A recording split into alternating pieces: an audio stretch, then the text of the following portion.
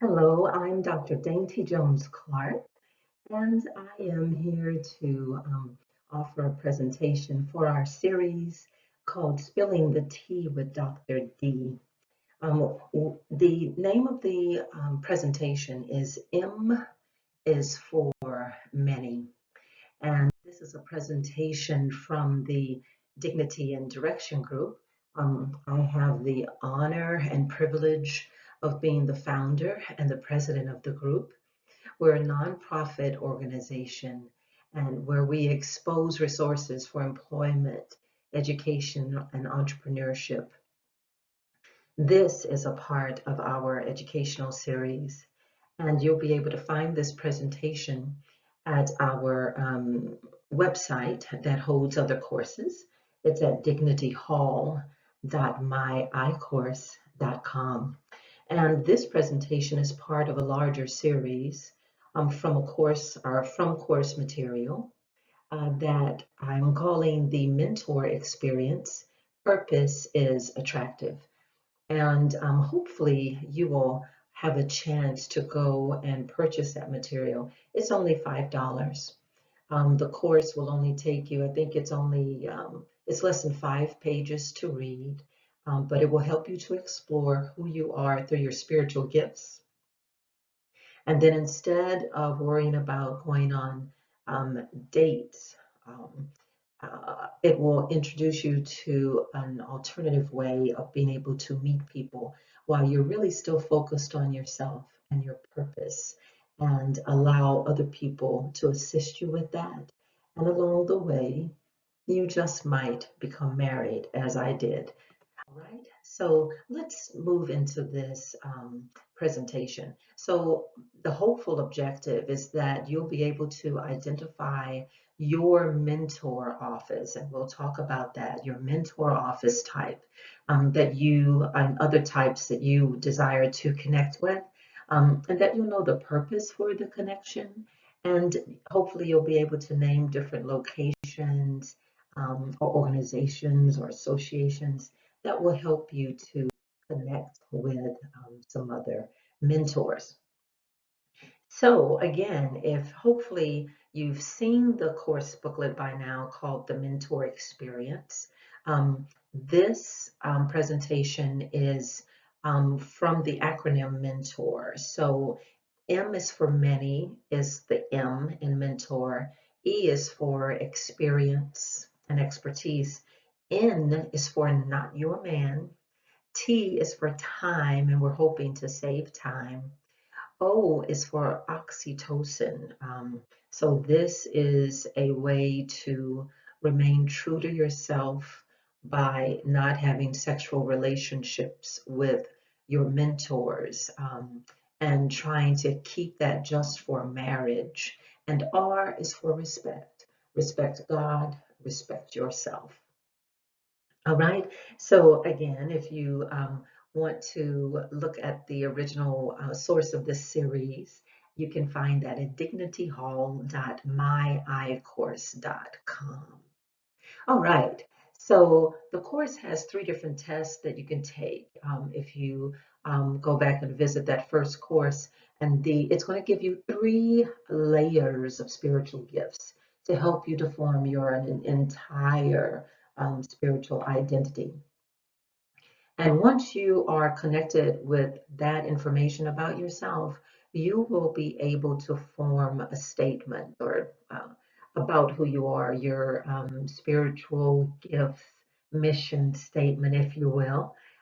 So mine, because my motivational gift is leading, my office, my ministerial office is apostle, and one of my manifested spiritual gifts is prophecy.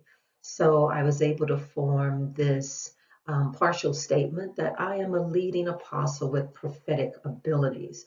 So when I learned this and was in need of mentors, I was able to say who I am and what I need from a mentor.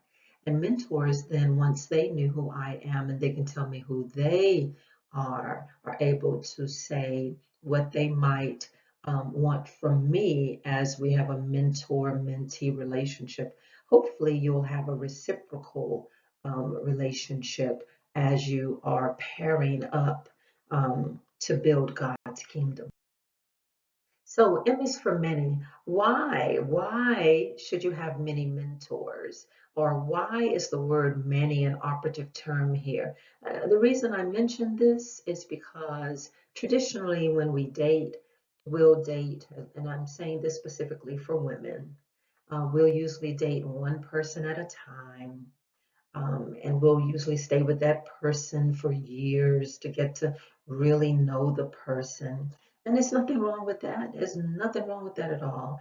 It's just that if you are very serious about abstaining from sex while you're meeting people, when you have a one-on-one relationship that lasts for 2 to 3 years, it's just kind of difficult to do that for some people unless one of your manifested spiritual gifts is celibacy.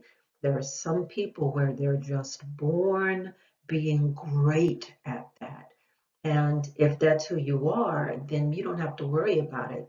But there are so many other people who that's not one of their spiritual gifts. So it has to be an activity that has to be worked on day by day. So if you turn the dating game upside down and instead focus on having many mentors, people who are interested in helping you to be your best self in the kingdom of God, then you can see as many of those mentors as you like. You're not limited to one. You're not cheating on one of the other ones by seeing another one. And you get to be transparent. You get to be so transparent about what's happening. And what's happening is you are spending more time on knowing who you are and what your purpose is. Oh, that's powerful. And purpose is attractive. So why wouldn't you want to focus on purpose? Okay, so this is why I say M is for many. Now, I want this to be Bible based. No sense talking about spiritual gifts if you're not going to go to the Word. And for ministerial office gifts, we find those in Ephesians chapter 4, starting at verse 11. Verse 12 will tell you more about why God gives us these ministerial offices. It's about equipping the church and making the church body look as much like Christ as possible.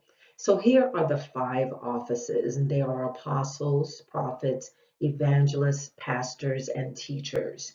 They're as your office, it's your main focus on what your purpose is about. So let's begin to look at some of those offices.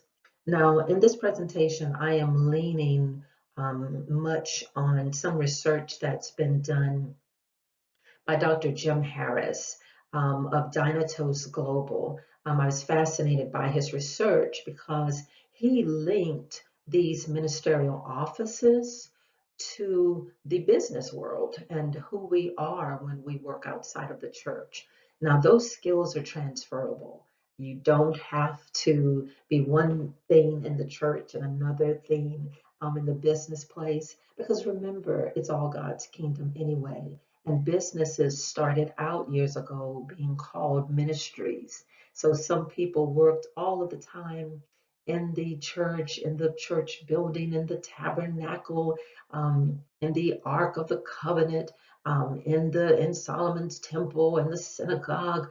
They worked there, but there were others, especially the Levites, but there were others who worked outside and would help bring money into the church.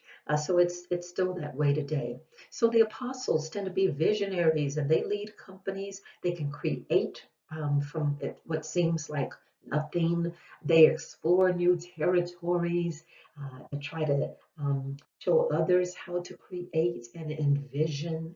They're innovative and they try to help their team be as productive as possible. And if you are looking in the Bible for some other apostles, you could look at Paul, you can look at Joseph, you can look at Daniel, and you can look at Nehemiah. All right.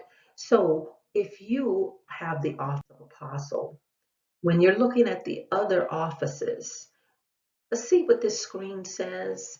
This screen says we are leaning on the other officers, if you will, to help us within our own office. This is what I'd like you to keep in mind as you are looking for mentors. So if you see that you are an apostle, when you're looking for mentors, you want to see what a prophet, a mentor, as a mentor would bring, an evangelist, a teacher, and a pastor. And several of the slides in this presentation will break this down for you so that you can know when you're speaking and meeting with your mentors what your relationship purpose should hold. So if you meet a mentor who has the office of prophet, that prophet should be able to release a very clear vision for you as apostle to be able to be productive and to be innovative, and to be able to build from scratch. You would build around this clear focus. Okay, so that's how this works. Let's now move then to the other offices. So if your office is a prophet, you turn to be a strategist and evaluate and implement and know about timing. Prophets are great about knowing the right time to start something, and they tend to know it before others do. If you want to know more about prophets who are in the Bible, you might want to look at Deborah, Judge Deborah, Amos, David, and Nathan, who was on David's staff. All right.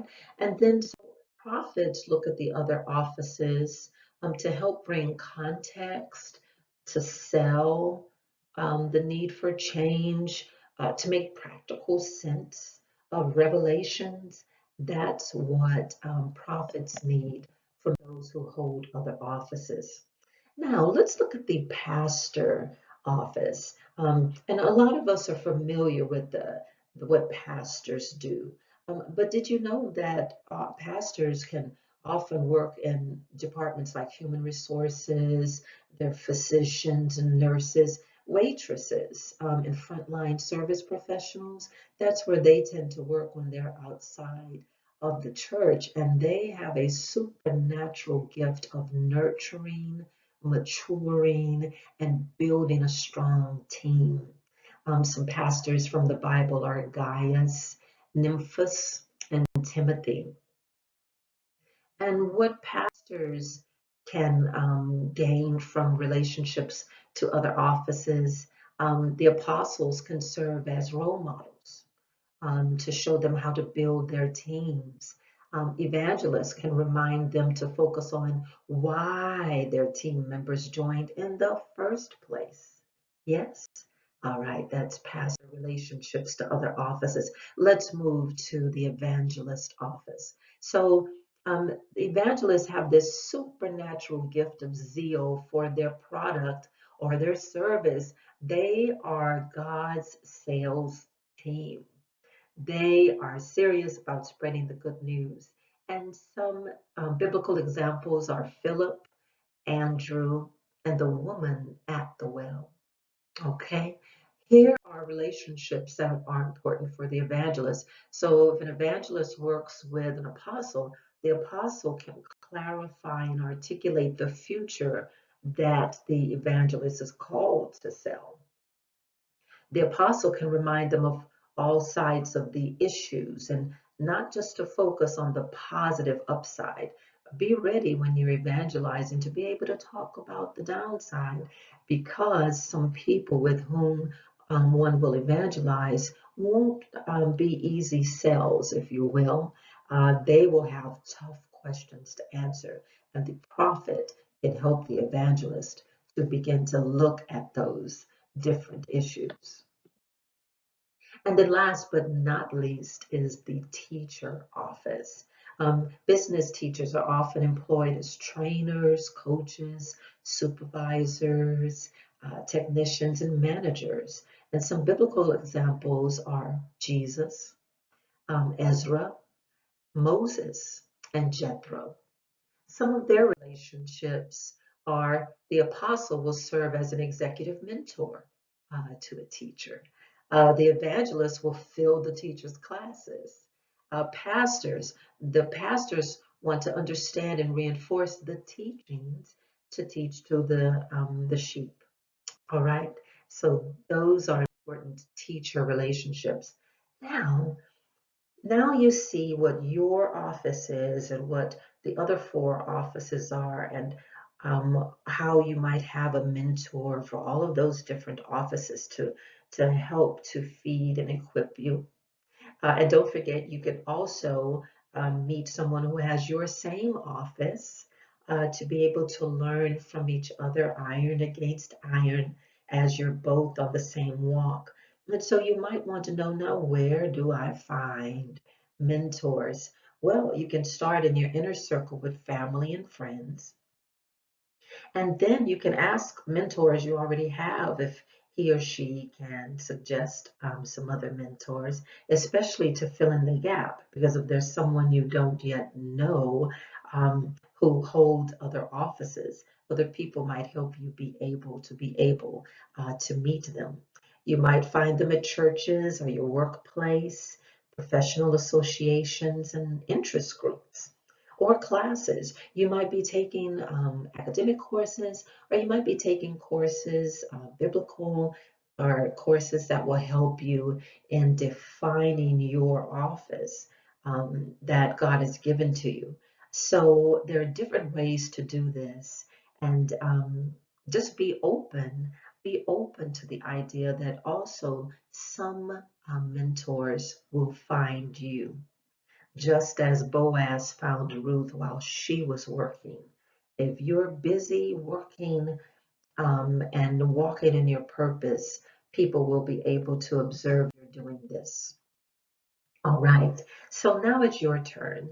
I am about to sign off, and I am hoping what you'll do is you'll take some time to fill in these blanks, if you will. So write your own threefold spiritual gift statement, just as I had done about being a leading apostle with prophetic abilities.